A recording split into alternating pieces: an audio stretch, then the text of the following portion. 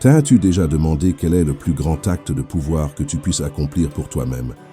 Il ne s'agit pas de le crier au monde, ni de chercher l'approbation, mais d'apprendre à lâcher prise en silence, sans donner d'explication, sans te justifier, sans prévenir. Bien souvent, nous portons des personnes, des habitudes ou des pensées qui n'ont plus leur place dans notre vie, et ce poids invisible finit par éteindre ton énergie et freiner ta croissance. Je veux te parler avec honnêteté, comme quelqu'un qui comprend la lutte quotidienne que tu affrontes. Je sais ce que c'est de maintenir une façade qui ne correspond plus à toi, de donner des explications qui fatiguent ou de conserver des habitudes qui ne font qu'épuiser ton essence. Moi aussi, j'ai été dans cet endroit, et si aujourd'hui tu lis ces mots, ce n'est pas un hasard. Ce message arrive parce que tu es déjà prêt à franchir une étape et à commencer à libérer ce qui empêche ta véritable force de s'épanouir.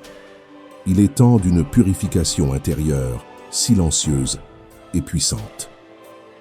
Marc Aurèle affirmait que la qualité de ta vie dépend de la qualité de tes pensées, et rien n'est plus vrai.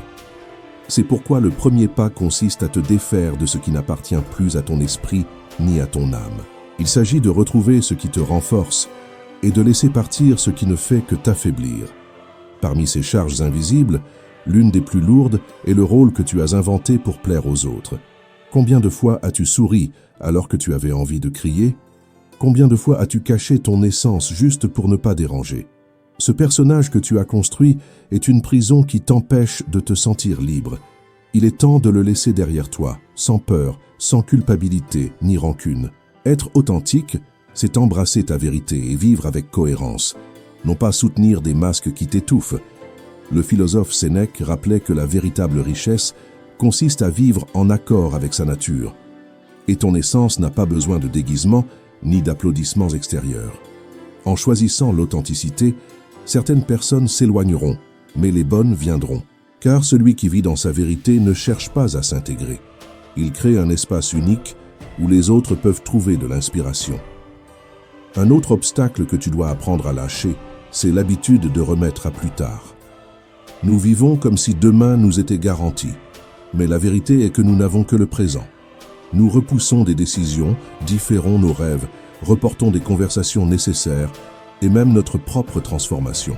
Combien de fois vas-tu encore te répéter « Demain, je commence ». Chaque jour sans agir est un jour perdu à jamais. Le seul terrain réel où tu peux transformer ta vie, c'est maintenant. Aujourd'hui est le moment où tu peux te lever, agir avec fermeté et construire la version la plus forte de toi-même. Pas demain, pas dans un futur incertain. La vie se passe ici et maintenant.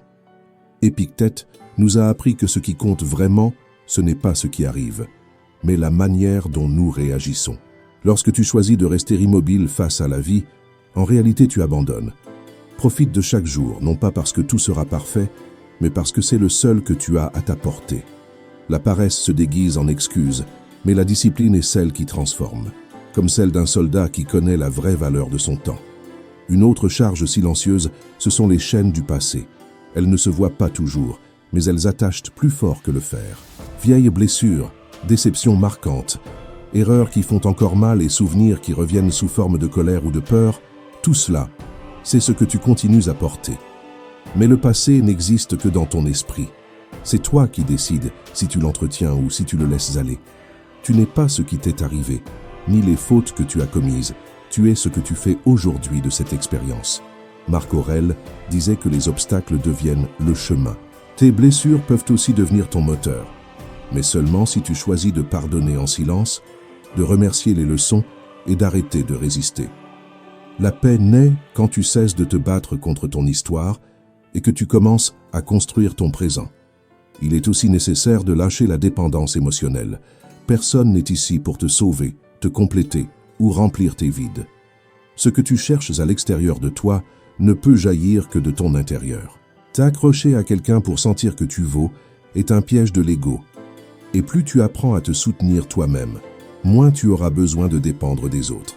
Ne confonds pas amour et attachement, ni compagnie et addiction. Les vraies relations naissent entre deux personnes libres, non entre deux qui s'utilisent comme anesthésie pour leurs blessures. Épictète disait « Choisis de ne pas être blessé et tu ne le seras pas ». Cela commence quand ta paix ne dépend plus des actes des autres. Aime-toi au point que, si quelqu'un décide de s'éloigner, ton monde ne s'écroule pas car tu es déjà complet par toi-même. Un autre ennemi silencieux, c'est l'habitude d'imaginer des malheurs qui n'existent pas encore. Combien de nuits as-tu perdu à penser au pire qui pourrait arriver? Voilà la prison de l'anxiété. Vivre en avance, inventer des tempêtes et souffrir pour des batailles qui n'arrivent jamais. Le plus ironique, c'est que la majorité de ces inquiétudes ne se réalisent jamais, mais elles te volent quand même ton énergie et ta vie. Marc Aurèle l'expliquait bien. La souffrance ne vient pas de l'extérieur, mais de la manière dont tu l'interprètes. Apprends à observer tes pensées sans les laisser toutes gouverner ton esprit. Fais plus confiance à ta capacité de t'adapter qu'à ton besoin de tout contrôler. L'avenir ne peut pas être prédit, et vivre tourmenté par lui ne fait que t'épuiser. La vie se passe ici et maintenant, et aucune inquiétude ne résout ce qui n'existe pas. Si ces mots réveillent quelque chose en toi, si tu sens qu'il est temps de te libérer de ce qui t'alourdit, écris en commentaire. Aujourd'hui, je lâche tout ce qui me limite. Ce n'est pas seulement un geste symbolique, c'est un engagement envers toi-même qui commence à reprogrammer ton esprit. Et si ce message t'inspire, soutiens-le avec un like pour que cette communauté continue de grandir et que plus de personnes trouvent dans le stoïcisme un guide pour leur vie.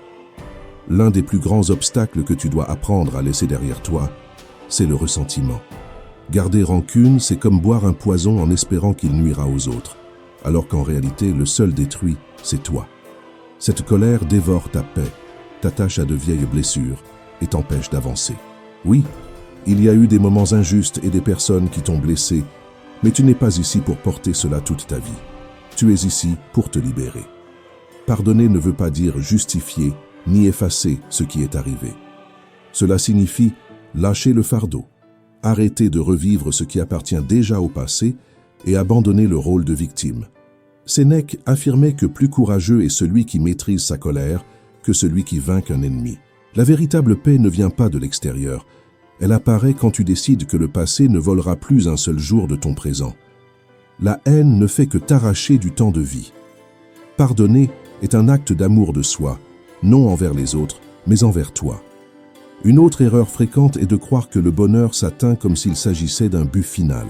On nous a fait croire que nous serons heureux quand nous aurons une certaine reconnaissance, quand nous posséderons ce que nous désirons ou quand notre vie sera complètement résolue. Mais la vérité, c'est que le bonheur ne se trouve pas dans un futur lointain. Il est ici, dans chaque instant, dans chaque action consciente, dans chaque pas que tu fais avec intention. Si tu poursuis le bonheur comme un objectif final, tu ne l'atteindras jamais. Car dès que tu atteins une étape, ton esprit pense déjà à la suivante. Cette course ne finit jamais et ne remplit jamais. Les stoïciens parlaient de eudaimonia, qui n'est rien d'autre que vivre dans la vertu, agir avec cohérence et être en paix avec ce que tu choisis de faire. Voilà la véritable plénitude. Savoir que tu agis de la bonne manière, même si personne ne l'applaudit. Cesse de courir derrière des illusions sans fin. La véritable sérénité se construit de l'intérieur, ici et maintenant, dans ce moment précis. Le véritable triomphe ne réside pas dans ce que tu obtiens à l'extérieur, mais dans la cohérence avec laquelle tu choisis de vivre.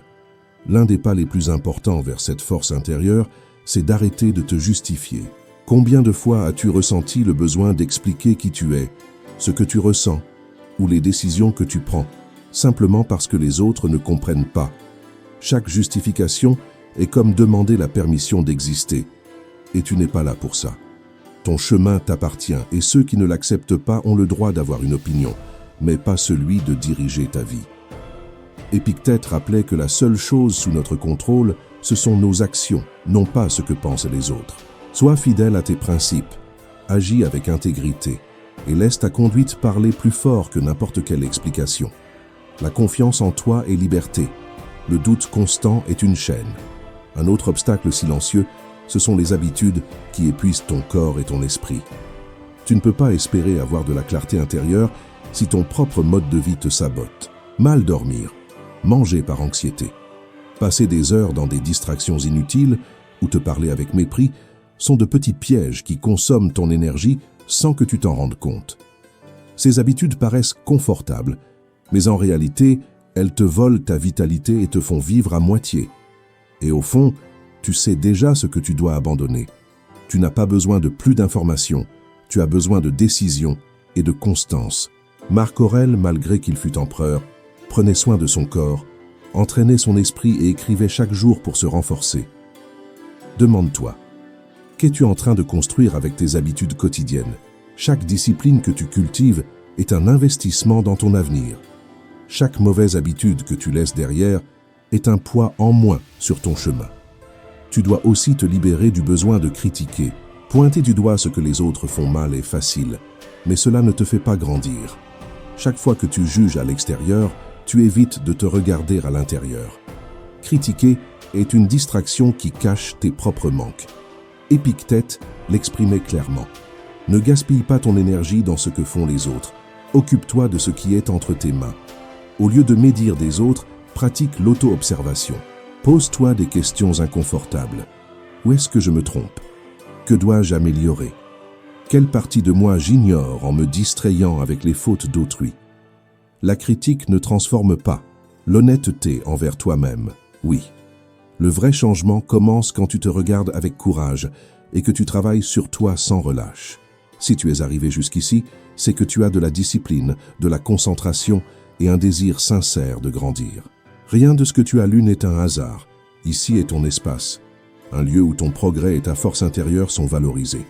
Rejoins cette communauté de ceux qui choisissent d'évoluer en silence, de rester fermes et de ne pas abandonner, même lorsque personne ne les regarde. Ici, nous cultivons le stoïcisme comme un art de vivre et nous construisons ensemble quelque chose de grand.